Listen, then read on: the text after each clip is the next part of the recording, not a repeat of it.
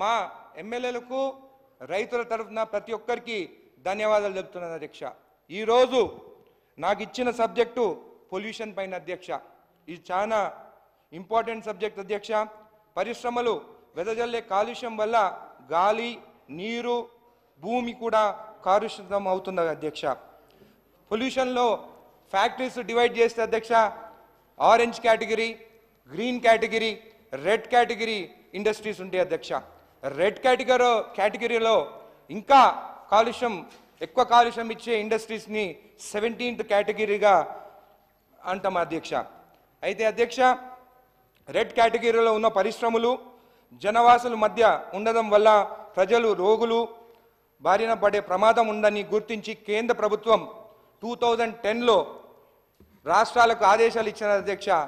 దూరం వైపు శివార్లకి షిఫ్ట్ చేయాలని చెప్పి central pollution control board CPB 2009-10లో దేశవ్యాప్తంగా 88 కాలుష్య క్లస్టర్లు ఉన్నాయని గుర్తించి దాంట్లో మన హైదరాబాద్లో 3 క్లస్టర్లు ఉన్నాయని అధ్యక్ష.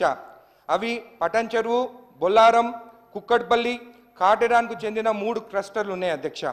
కుక్కట్పల్లి ఇండస్ట్రియల్ ఏరియాలో మొత్తము 41 పరిశ్రమలు ఉంటే వాటిలో పరిశ్రమలు రెడ్ కేటగిరీలో 15 పరిశ్రమలు ఉన్నాయి అధ్యక్ష.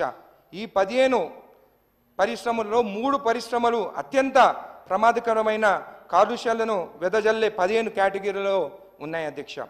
ఇవన్నీ కూడా కుక్కట్పల్లి, బాలనగర్ లాంటి నివాసిత ప్రాంతంలోనే ఉన్నాయి. ఈ ప్రాంతంలో ఉన్న రంగదాముని చెరువు, చిన్నమైసమ్మ చెరువు, కుక్కట్పల్లి చెరువు అల్లుకెళ్తే అధ్యక్ష మొత్తం నురిగే అధ్యక్ష. నీళ్లు కూడా ఎరుపు ఉంటాయి అధ్యక్ష. ఇక పటన్ చెరువు, బొల్లారం ఇండస్ట్రీస్ క్లస్టర్ విషయానికి వస్తే ఇక్కడ పరిస్థితి మరింత ప్రమాదకరంగా ఉంది అధ్యక్ష. బొల్లారం ప్రాంతంలో 123 పరిశ్రమలు ఉండగా వాటిలో ఏకంగా 59 పరిశ్రమలు రెడ్ కేటగిరీలో ఉంటే 41 పరిశ్రమలు ఆరెంజ్ కేటగిరీలో ఉన్నాయి. పటన్ చెరువు ప్రాంతంలో 74 పరిశ్రమలు ఉండగా వాటిలో 21 రెడ్ కేటగిరీలో, 35 ఆరెంజ్ కేటగిరీలో ఉన్నాయి. పటన్ చెరువు, బొల్లారం ఇండస్ట్రియల్ క్లస్టర్లో మొత్తం 197 పరిశ్రమలు ఉంటే వాటిలో 80 పరిశ్రమలు రెడ్ కేటగిరీలో ఉన్నాయి. ఈ 80 రెడ్ కేటగిరీ పరిశ్రమలో 33 పరిశ్రమలు ప్రమాదకరమైన కాలుష్యాన్ని వెదజల్లే 17వ కేటగిరీలో ఉన్నాయి.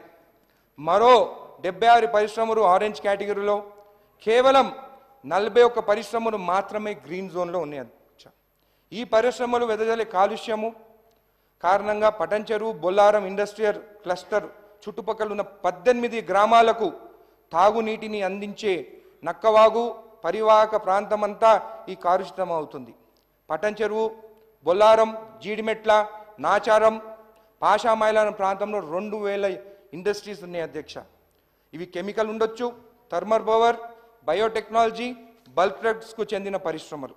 హైదరాబాద్ నగరంలో ఉన్న సుమారు 2000 పరిశ్రమలు వెదజల్లుతున్న కాలుష్యం కారణంగా ప్రతి ఏటా అధ్యక్ష, ఇది చాలా ఇంపార్టెంట్, 8000 మంది నుండి 10,000 మంది పొల్యూషన్ వల్ల చనిపోతున్నారు అధ్యక్ష హైదరాబాద్ చుట్టుపక్కల.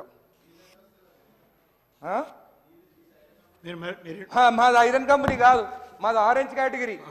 మేము నీళ్లు యూజ్ చేయము, మేము ఫ్యాక్టరీలకు పోము, మేము బస్సులు చేయము, మాది వాటర్ యూజ్ చేయము, మేము కమిషన్లు తీసుకోము.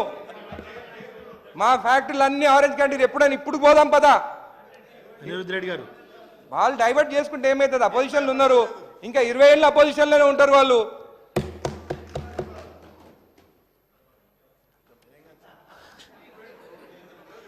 నల్గొండ, సూర్యాపేట, జనగాం, కామారెడ్డి జిల్లాలో కూడా పరిశ్రమ కాలుష్యం ఉంది.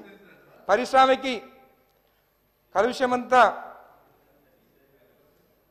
అధ్యక్ష, ఈ కాలుష్యం వల్ల బ్లడ్ క్యాన్సర్, దాని తర్వాత లంగ్ క్యాన్సర్, వాళ్ళకి మిస్క్యారేజెస్ ఉమెన్కి, దీనివల్ల అందరికీ ఇది వస్తున్నది అధ్యక్ష.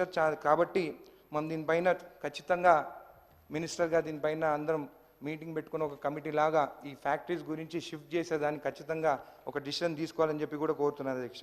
పరిశ్రమలు వెదజల్లే కాలుష్యంపై 1990 నుంచి కూడా హైకోర్టులో వేలాది మంది పిటిషన్లు వేసి కేసులు నడుపుతున్నారు. ఈ కాలుష్యాలని అరికట్టాల్సిన పొల్యూషన్ కంట్రోల్ బోర్డ్ పరిశ్రమలకు అధ్యక్ష నా ఓన్ కేసు, నేను కూడా ఎన్జిటీలో వేసిన కేసెస్ ఫ్యాక్టరీలు షిఫ్ట్ చేయాలని, దాని గురించి కూడా మాట్లాడతాను. వాళ్ళు ఉన్న గవర్నమెంట్ ఉన్నప్పుడు 10 ఏళ్ళ వాళ్ళు ఫ్యాక్టరీల కోసము పొల్యూషన్ ఉందని నేను కొట్లాడితే వాళ్ళు ఫ్యాక్టరీల తరఫున ఫ్యాక్టరీల అడ్వకేట్లు పెట్టుకుంటలేరు, వాళ్ళ అడ్వకేట్లు పెట్టి ఫ్యాక్టరీలని పొల్యూషన్ ఫ్యాక్టరీని కాపాడుతున్నారు. అధ్యక్ష వాళ్ళు మాట్లాడుతున్నారు ఫ్యాక్టరీల గురించి.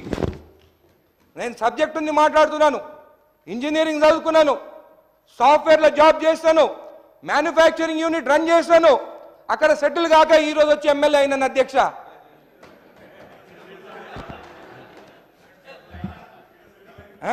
10 years చేశాను, సెటిల్ కాలేదు. దాంట్లో కిక్కు లేదు, కిక్కు రాజకీయంలో ఉంది. పేదవాని ఇంటికి పోయినప్పుడు వాళ్ళ ఇంట్లో అన్నం తింటే కిక్కు ఉంది, వాళ్ళ దగ్గర పోయి టీ తాగితే కిక్కు ఉంది, పైసలు సంపాదించి పెద్ద పెద్ద బంగ్లాలో ఉండి అక్కడ కూర్చుంటే కిక్కు లేదు. అధ్యక్ష గ్రామాల్లోనే కిక్కు ఉంది. ఆ గ్రామాల కోసమే పొల్యూషన్ ఉండొద్దని చెప్పే వాళ్ళ కోసమే మాట్లాడుతున్నాను. అధ్యక్ష ఉమ్మడి రాష్ట్రం ఉన్న సమయంలో రెడ్ కేటగిరీ పరిశ్రమలు ఓఆర్ఆర్కు అవతల వైపుకి తరలించడానికి కమిటీలు వేసి జీవోలు జారీ చేసినా అందులో ఏ ఒక్కటి కూడా అమలు కాలేదు. తెలంగాణ రాష్ట్రం ఏర్పడిన తర్వాత దీనికి సంబంధించిన ప్రయత్నాలు కూడా పెద్దగా జరగలేదు.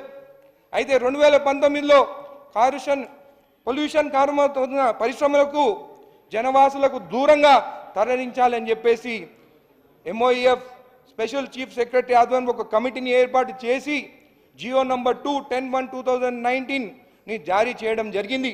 పరిశ్రమలు కాలుష్యం నుంచి హైదరాబాద్ నగరానికి ఇతర ప్రాంతాలకు కాపాడడానికి ఈ కమిటీ చేసింది ఏమీ లేదు. అధ్యక్ష పొల్యూషన్ మాట్లాడిన తర్వాత ఫారెస్ట్ గురించి కూడా మాట్లాడతా, వాళ్ళ గురించి కూడా మాట్లాడతా. అధ్యక్ష నేను గత 2019లో OS నంబర్ 4/2019 నా గ్రామం రంగారెడ్డి కూడా చుట్టుపక్కల స్పాంజ్ ఐరన్ ఫ్యాక్టరీలు ఉన్నాయి. ఆ ఫ్యాక్టరీల వల్ల పొల్యూషన్ వల్ల 5 కిలోమీటర్ల వరకు వ్యవసాయం లేదు. మొత్తం ఇళ్ల పైన పొగ పడుతుంటే నేను ఎన్నోసారి డస్ట్ పడుతుంటే ఎన్నోసారి కంప్లైంట్ ఇస్తే పొల్యూషన్ బోర్డు వస్తారు. అధ్యక్ష కంప్లైంట్ ఇస్తే రాత్రి ఫోన్ చేస్తారు ఫ్యాక్టరీ వాళ్ళకి, 3 రోజుల తర్వాత మేము వస్తున్నాము, మీరు బాగా మొత్తం ముస్తాబ్ చేసి పెళ్లి కూతురులాగా పెట్టండి, మేము వచ్చిన తర్వాత పొల్యూషన్ లేదని రాసుకొని పోతామంటారు. ఎన్నోసార్లు కంప్లైంట్ ఇచ్చినాను. ఇంకా సోమేష్ కుమార్ గురించి అంటే మీకు తెలిసిందే. దాని తర్వాత కోర్టుకు పోయినాను అధ్యక్ష, ఎన్జిటికి పోయిన తర్వాత కొట్లాడితే అగ్రికల్చర్ డిపార్ట్మెంట్ ఏమో పొల్యూషన్ ఉందంటారు, పొల్యూషన్ బోర్డ్ డిపార్ట్మెంట్ ఏమో సోమేష్ కుమార్ వాళ్ళేమో పొల్యూషన్ లేదంటారు. సరే ఇంకా ఆఖరికి పొల్యూషన్ గురించి కాదు, 2007లో కాంగ్రెస్ ప్రభుత్వం సెంట్రల్ ఉన్నప్పుడు ఈ రెడ్ కేటగిరీ ఫ్యాక్టరీస్ ఏవైతే 1 కిలోమీటర్ లోపల ఉంటాయో అవి షిఫ్ట్ చేయాలంటే మన రాష్ట్రంలో 17 ఫ్యాక్టరీలు ఉన్నాయి. అధ్యక్ష 1 కిలోమీటర్ లోపల విలేజ్ లోపల ఉన్నాయి ఈ ఫ్యాక్టరీస్, స్పాంజ్ ఐరన్ ఫ్యాక్టరీస్ కానీ రెడ్ కేటగిరీ ఫ్యాక్టరీస్. కొట్లాడితే 2022లోనే ఆ గత ప్రభుత్వము మేము 2 ఏళ్లలో షిఫ్ట్ చేసేస్తాము, నారాయణపేటలో 1000 ఎకరాలు తీసుకున్నాము, మేము షిఫ్ట్ చేస్తామని చెప్పి ప్రతి కోర్టు కేసు ఎన్జిటీలు ఉన్నప్పుడల్లా వాయిదాలు తప్ప వేరేది ఏం లేవు. అధ్యక్ష నా అకౌంట్ నుంచి అడ్వకేట్ ఫీజే 50 లక్షలు కట్టింది. అధ్యక్ష ఈ ఫ్యాక్టరీ షిఫ్ట్ చేయాలని పేద ప్రజల కోసము, వాళ్ళేమో అడ్వకేట్ పెట్టి పొల్యూషన్ లేదని రాపిస్తారు. అధ్యక్ష ఇంకా సోమేష్ కుమార్ ఎందుకు రాసిండో ఇంకా అందరికి తెలుసు, పేపర్లో కూడా చూస్తున్నాం. ఈరోజు మళ్ళీ మన గవర్నమెంట్ వచ్చిన తర్వాత ఏఈలు వస్తారు. అధ్యక్ష ఫ్యాక్టరీలు చాలా ఉన్నాయి, SEZ ఉన్నాయి. చిన్న ఫ్యాక్టరీలు అంటే సరే అనుకోవచ్చు, పొల్యూషన్ మీద వాళ్ళు మనీ పెట్టాలంటే పాపం వాళ్ళ గురించి అనుకోవచ్చు. పెద్ద పెద్ద ఫ్యాక్టరీలు, అరబిందో ఇంకొక ఫ్యాక్టరీ ఉంది, పేరు చెప్తే అంతా TRS మాజీ ఎమ్మెల్యేలు వచ్చేస్తారు అక్కడ SEZకి. దాన్ని ఏం చేయొద్దు, వాళ్ళకి ఏం లింక్ ఉందో తెలియదు. మళ్ళీ నేను కంప్లైంట్ ఇచ్చినాను. ఎక్విప్మెంట్స్ పైన కూడా డౌట్. అధ్యక్ష ఎయిర్ గురించి వాళ్ళు చెక్ చేసే ఎక్విప్మెంట్స్ కూడా డౌట్. మా ఊర్లో 90 పైన పొల్యూషన్ పడుతుంది, నాకు తెలుసు పొల్యూషన్ ఉందని, చుట్టుపక్కల 5 కిలోమీటర్ వరకు పొల్యూషన్ తెలుసు. ఏఈ వస్తుంది, చూస్తుంది, పోతుంది. దాని తర్వాత నాకు తెలియదు. ఇప్పుడు అందరు మాట్లాడుకుంటారు చర్చలా, ఆమె హస్బెండ్ వచ్చి ఫ్యాక్టరీలతో మాట్లాడుకుంటారని. ఏంది అధ్యక్ష ఇది?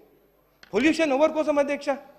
మరి రేపు రాబోయే తరం మన పిల్లలు బాగుండాలి, ఈరోజు పొల్యూషన్ కోసం పైసల కోసం గడ్డి తింటేట్ల అధ్యక్ష. ఈరోజు నామ్స్ ప్రకారం ఉంది ఫ్యాక్టరీ అని చెప్పేసి నాకు ఇచ్చింది. మా ఊరోళ్ళందరూ, మా ఎమ్మెల్యే అయితే ఈ ఫ్యాక్టరీలు బంద్ అవుతాయి, పొల్యూషన్ బంద్ అవుతుంది.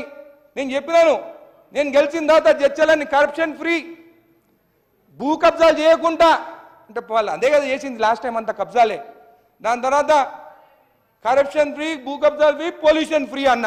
పొల్యూషన్ ఫ్రీ అని చెప్తే ఇట్లాంటి అధికారులు పొల్యూషన్ లేదని రాస్తున్నారు. ఏది అదే మాట్లాడుతున్నా, మీరు చేసిన దాని గురించి మాట్లాడుతున్నా. మా మంత్రి వాళ్ళని అడుగుతాను, ఇప్పుడు అడుగుతాను, నేనేం మోను అధ్యక్ష. ఇప్పుడు మొన్న కేసులో కూడా అధికారుల నుంచి చెప్తున్నా, వాళ్ళు పోషించిన కొంతమంది అధికారుల నుంచే చెప్తున్నాను. ఇప్పుడు మంత్రి వారు ఇప్పుడు మళ్ళీ కేసు ఉంది, ఇది ఎప్పుడు షిఫ్ట్ చేస్తారు, ఎందుకంటే నారాయణపేటలో 1000 ఎకరాల దానికా ఉందని చెప్పింది అధ్యక్ష. 1000 ఎకరాలు అధ్యక్ష. ఒకటి మనం అర్థం చేసుకోవాలి ఏంటంటే అధ్యక్ష, ఉన్న ఇండస్ట్రీస్కి నిజంగా పొల్యూషన్ నామ్స్తో రన్ చేస్తే ఎక్కడ షిఫ్ట్ చేయాల్సిన అవసరం లేదు అధ్యక్ష. బ్యాక్ ఫిల్టర్స్ ఉంటాయి, ఈటీపీ ప్లాంట్స్ ఉంటాయి, మళ్ళా అవన్నీ కరెక్ట్గా రన్ చేసి ఈ కొంతమంది అధికారులు కరెక్ట్గా పనిచేస్తే అధ్యక్ష నిజంగా పొల్యూషన్ లేకుండా 30% పొల్యూషన్ తగ్గించవచ్చు అధ్యక్ష. అధ్యక్ష అరబిందో SEZలో అరబిందో పైప్తో నీళ్ళు అధ్యక్ష, మొత్తం నీళ్ళు మొత్తం వదులుతున్నాడు అధ్యక్ష, ఒక వాగులాగా నీళ్ళు పోస్తుంది. ఎందుకో అరబిందో అంటే పాత గవర్నమెంట్కి ఎందుకు భయమో నాకు తెలియదు అధ్యక్ష. కాపాడుకుంటూ వచ్చినారు.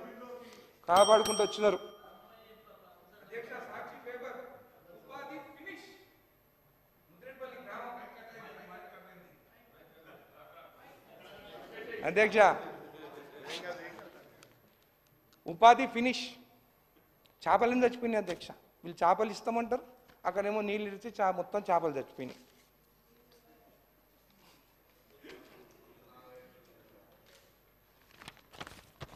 మీటింగ్ అధ్యక్ష, పబ్లిక్ హియరింగ్, కృపా అంట, జేఈ కృపానంద్ వస్తాడు, పబ్లిక్ అందరూ వద్దన్నారు, కానీ ఆయన మాత్రం పర్మిషన్ ఇచ్చేసాడు.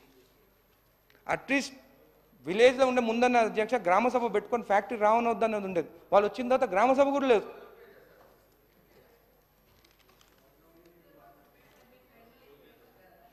విచారణ ఉత్తదేనా? మీ ప్రభుత్వం ఉన్నప్పుడే సాక్షి పేపర్ మాట్లాడుతున్నది అధ్యక్ష. సాక్షికి అరవిందకు మంచి అనుబంధం ఉంది, వాళ్ళకి మంచి రిలేషన్షిప్ ఉంది, అందుకే సాక్షి పేపర్ తెచ్చిన. వాళ్ళ గవర్నమెంట్లో ఎట్లా జరిగిందో దీని రోజు అధ్యక్ష. ప్లీజ్ కంక్లూడ్ చేయండి. కంక్లూడ్ చేస్తాను. హరితారం గురించి 2 నిమిషాలు అధ్యక్ష, ఇది ఒకటి ఫైనల్. రాష్ట్రంలో హరితారం మాట్లాడినా మీరు పెట్టిన చెట్ల గురించి, వాళ్ళు పెట్టిన చెట్ల గురించి మాట్లాడతా. రాష్ట్రంలో వాతావరణ కాలుష్యానికి కారణమైన పరిశ్రమలపై చర్యలు తీసుకోవడంలోనే రెడ్ కేటగిరీకి చెందిన పరిశ్రమలను జనవాసాల మధ్య నుంచి శివారు ప్రాంతానికి తరలించడంలో ఘోరంగా విఫలమైన బీఆర్ఎస్ ప్రభుత్వం రాష్ట్రమంతటిన వచ్చి పచ్చగా మార్చేస్తామని చెప్తూ హరితారం పేరుతో 1000 కోట్ల రూపాయలు స్వాహా చేసింది. మీరు గూగుల్లోకి వెళ్ళి తెలంగాణ హరితారం ఫ్రాడ్ అని టైప్ చేస్తే అంత వస్తుంది అధ్యక్ష, బయటికి అంత వచ్చేస్తుంది. గ్రామీణ ఉపాధి హామీ నిధులని కూడా నిబంధనలకు విరుద్ధంగా హరితారం కోసం మళ్లించిన ఈ పథకం నుంచి 65% నిధులను మళ్లించి 8 సంవత్సరాల్లో 5006 కోట్లు ఖర్చు చూపారు అధ్యక్ష హరితారంకి. సరే పోనీ ఇంత చేసి వాతావరణానికి బాగు చేసే మొక్కలు మాత్రమే నాటారా అంటే ప్రమాదకరమైన ఇతర దేశాల్లో మన దేశంలోని గుజరాత్ వంటి రాష్ట్రాలని నిషేధించిన ఈ కోనా కార్బస్ చెట్లు పెట్టినారు అధ్యక్ష.